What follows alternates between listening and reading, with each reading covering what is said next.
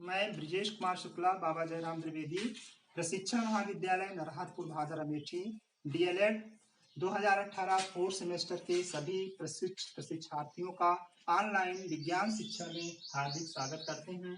आज का हमारा टॉपिक है ऑर्गेनिक इवैल्यूएशन, जैव विकास। फोर्थ सेमेस्टर में जैव विकास के लिए हम लोग चर्चा कर चुके हैं, लेकिन जैव विकास के विषय में हमें इस प्रक्रिया को प्रोसीड करना है कि जैव विकास है क्या, इसकी क्या क्या एविडेंस है। जैव विकास की परिभाषा में हमने पढ़ा था कि जीवधारियों में धीरे धीरे सतत चलने वाली विकास की प्रक्रिया को जैव विकास कहते हैं। अब जीवधारियों में धीरे धीरे सतत चलने वाली विकास की प्रक्रिया जैव विकास कहलाती है। जैव विकास के विषय में इसके विषय में सबसे पहले जो शुरुआत किया था लैमार्क में जो कुछ कमियां थी लैमार्कवाद में, उसके बाद डार्विनवाद।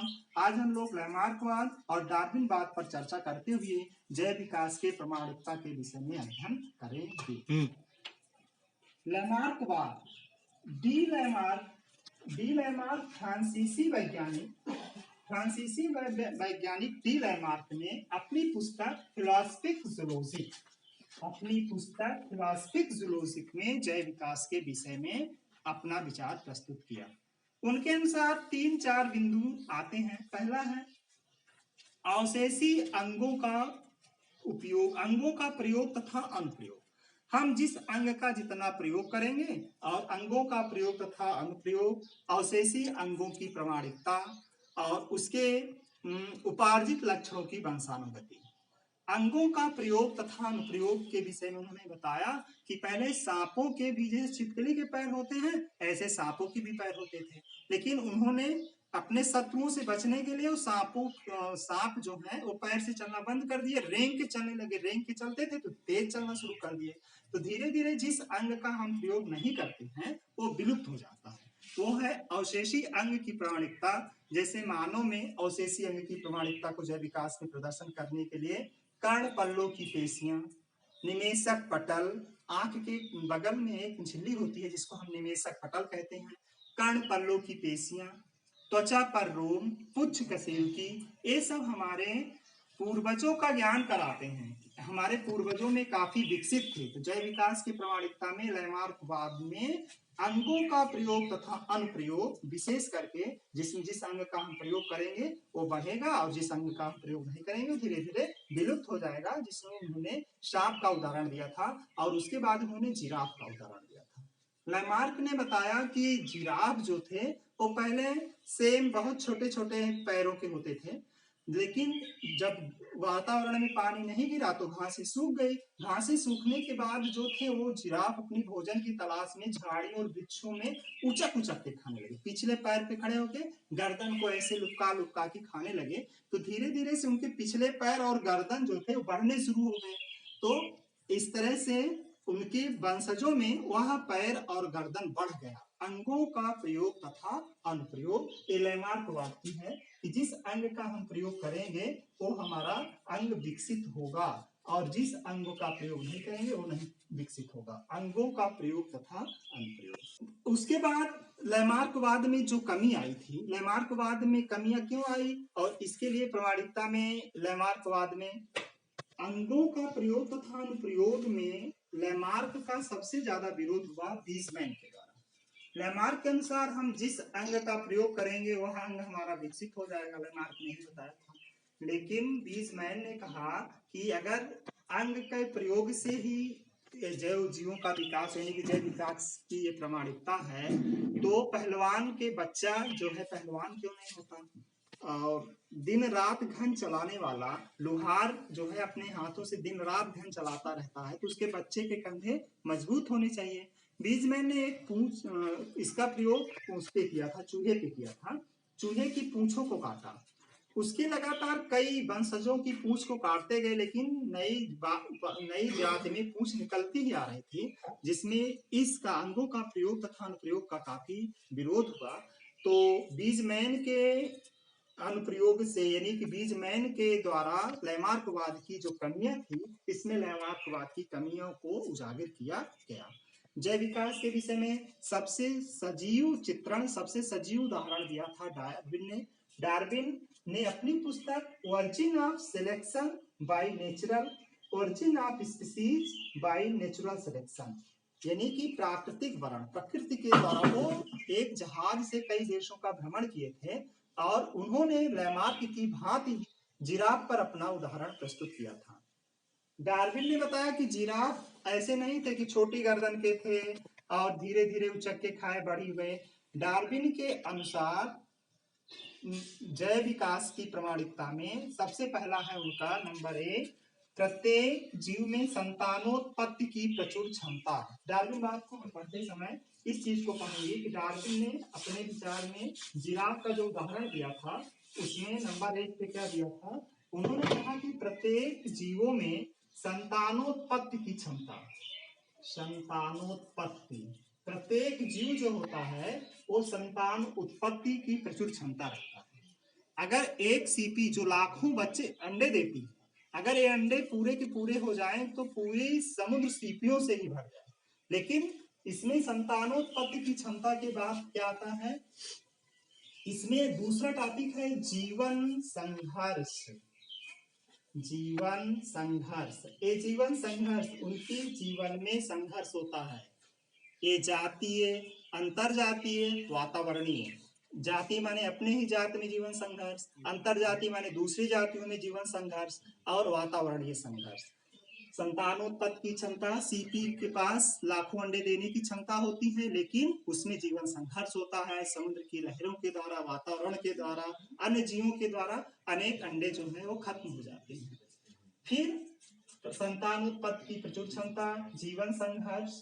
तीसरा है योग्यतम की उत्तरजीविता। योग्यतम की उत्तरजीविता, जो योग्य होते हैं वही जो है आगे बढ़ते हैं। योग्यतम की उत्तरजीविता का मतलब जो उन संघर्ष से बचते हैं वही आगे जाते हैं। उन्होंने सेम जिराफ का उदाहरण भी ऐसे दिया कि जिराफ जो थे दोनों प्रकार के थे, छोटी गर्दन के और बड़ी गर्दन के। दो तरह के जिराफ थे। जब प्रकृति में पानी नहीं गिरा तो छोटी गर्दन के जिराफ भोजन के अभाव में मर गए और बड़ी गर्दन के जिराफ प्रकृति के साथ संयोजन करते वो आगे बढ़ते गए।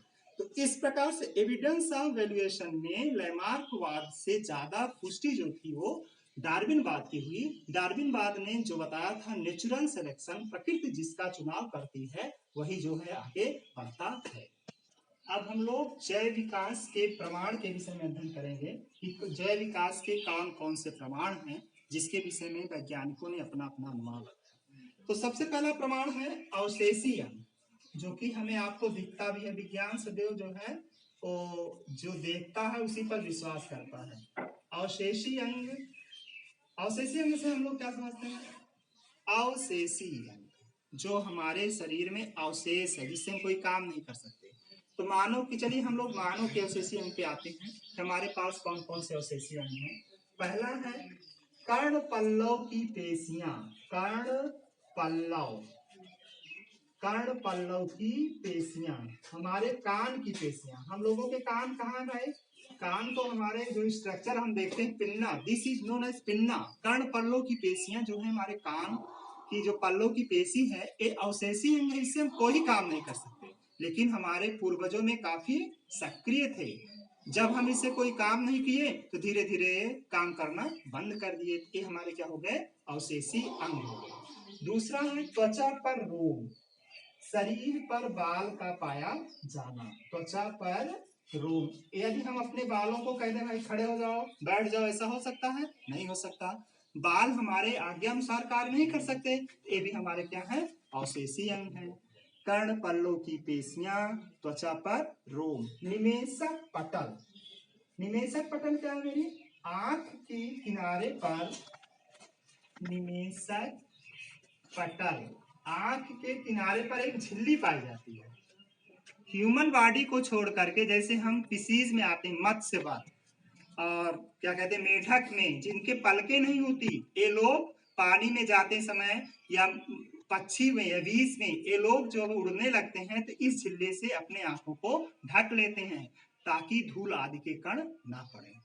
जब सोचिए कि बर्ड्स स्काई में उड़ता है तो अपनी आंखों को उस झिल्ली से ढक लेता है, इसे निमेषक पटल से, ताकि उसमें धूल आदि के कण ना पड़े। लेकिन मानव में क्या है, अवशेषी अंग है जो ये सिखाता है कि हमारे पूर्वज कभी पक्षी रहे होंगे, तो ये भी जैव विकास की प्रामाणिकता को बताता है। और चौथा है पुच्छ कशेरुकी।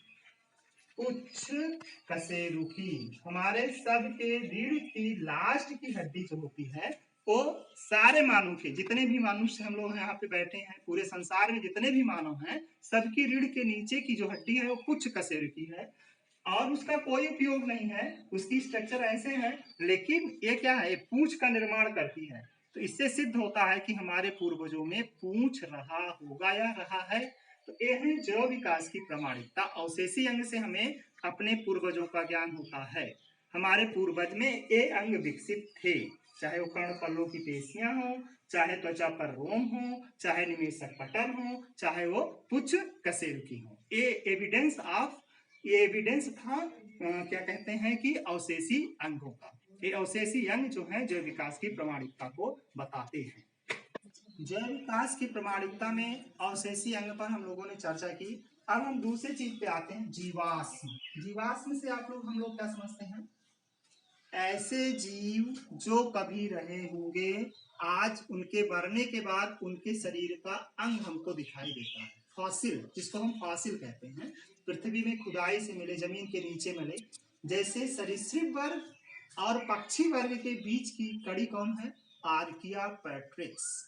आर्कियापैट्रिक्स जैव विकास की प्रामाणिकता को सिद्ध करता है कि पक्षी वर्ग का विकास सरीसृप वर्ग के बाद हुआ।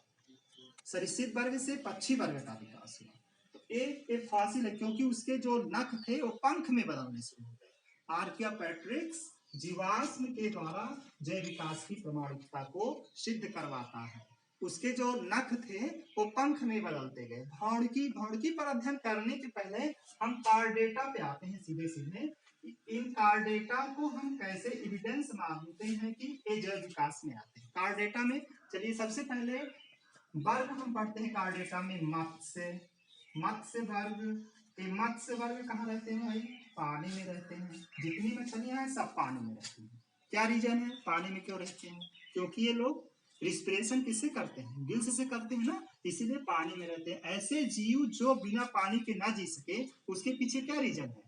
रीजन यही है कि वह जीव बिना पानी के श्वास नहीं ले सकता, और लिविंग ऑर्गेनिज्म के लिए रिस्पिरेशन बहुत नेसेसरी है।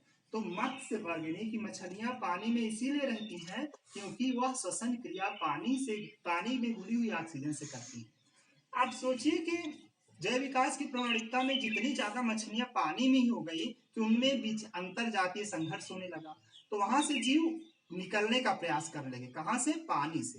तो पानी से जब जीव निकले तो कहां पे आ गए? स्थल पे आ गए। और स्थल पे आ गए तो दूसरा वर्ग कौन बना? एम्फीबिया, जिसको हम बोलते हैं उभयचर वर्ग। उभयचर वर्ग किसे कहते हैं? ऐसे जीव एम्फीबिया में वही जीव रखे गए हैं जो दोनों जगह रह लेते हैं। क्या आपको पता है कि ऐसे कौन कौन से एनिमल हैं जो जल पे भी रहते हैं और स्थल पे भी रहते हैं? जैसे मेढक, राना टिग्रीना, बाहर भी रह लेता है ना, पानी में रहता, दोनों तरह से कंफर्टेबल है।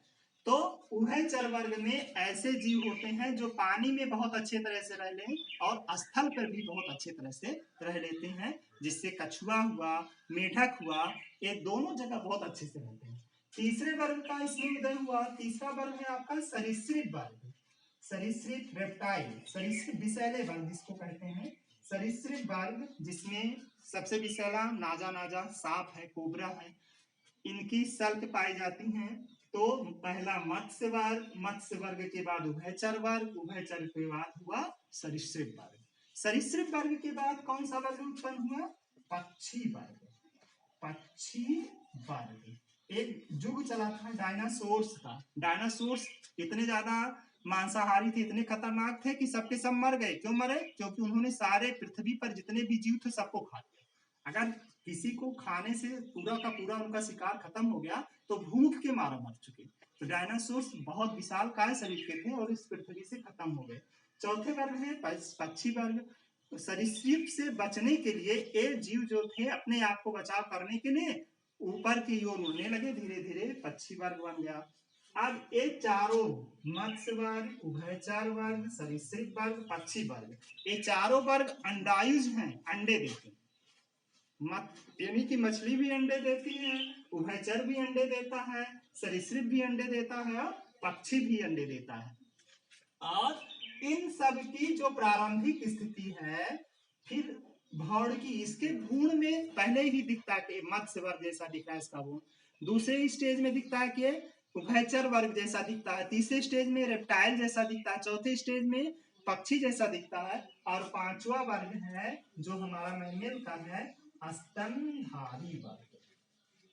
हमारे स्तनधारी के भ्रूणों में भी इस प्रकार का डेवलपमेंट होता है, मत्स्य वर्ग से एम्फीबिया, पिसीज से एम्फीबिया, एम्फीबिया से रेप्टाइल, रेप्टाइल से एबीस, एबीस से मैमल, यानी कि मत्स्य वर्ग से उभयचर, उभयचर से सरीसृप, सरीसृप से पक्षी और पक्षी से स्तनधारी। इन चारों क्लास में 1, 2, 3 एंड 4 ये अंडाइज हैं, अंडे देने वाले जीव होते हैं, और लेकिन लास्ट वाला स्तनधारी जो होता है बच्चे देने वाला होता है। लेकिन स्तनधारी के भौणकी को अध्ययन करने से उसके स्टेज वही दिखते हैं जो प्रारंभिक स्थिति में मत्स्य के, उभयचर के, सरीसृप और पक्षी के थे। ये भी एविडेंस भौणकी के अध्ययन मतलब जैव विकास में यह बताता है कि हमारे पूर्वज में इस तरह की प्रसारण यानी कि ऐसे ऐसे क्रमिक विकास हुआ है। जैव विकास में एक है उत्परिवर्तन। उत्परिवर्तन अंग्रेजी में इसको बोलते हैं उत्परिवर्तन को mutation. Mutation suddenly change in organ is known as mutation. जीवधारियों के अंगों में अचानक होने वाले परिवर्तन को उत्परिवर्तन कहते हैं। सोचिए जिसके माता पिता सामान्य आंखी को हैं, जैसे किसी के माता पिता सामान्य आंख के हों, उनके बच्चों की आंखें भूरी हो जाना, सामान्य माता पिता के असमान बच्चे पैदा हो जाना, यानी कि छोटे हो जाना, बहुत लंबे हो जाना, ये जो है भी जैव विकास की प्रमाणिकता में जैव विकास में आते हैं। उत्परिवर्तन क्या है? ह्वांग हो ड्रीविस इसके जन्मदाता हैं, ह्वांग हो ड्रीविस। इस प्रकार से हम जैव विकास की प्रमाणिकता एविडेंस, इसमें आपको 4 चीजें बिल्कुल जानना है। पहला कि जैव विकास की परिभाषा क्या है, जीवधारियों में धीरे धीरे सतत होने वाली विकास की प्रक्रिया को हम जैव विकास कहते हैं। जैव विकास की पहली शुरुआत में जैव विकास के विषय में सबसे पहले प्रमाण देने वाले लैमार्क, उसके बाद डार्विन, लैमार्क और डार्विन के बाद नौ लैमार्क बाद नौ डार्विन बाद दोनों लोगों ने जिराफ पर उदाहरण दिया। और अवशेषी अंग की प्रामाणिकता जिस पर हम चर्चा कर रहे थे, इसको विषय में आपको जानना है। उत्परिवर्तन, ह्वांग हो ड्रीविस म्यूटेशन, इस तरह से यह पाठ आपका जो है जैव विकास के एविडेंस पर खत्म किया जाता है।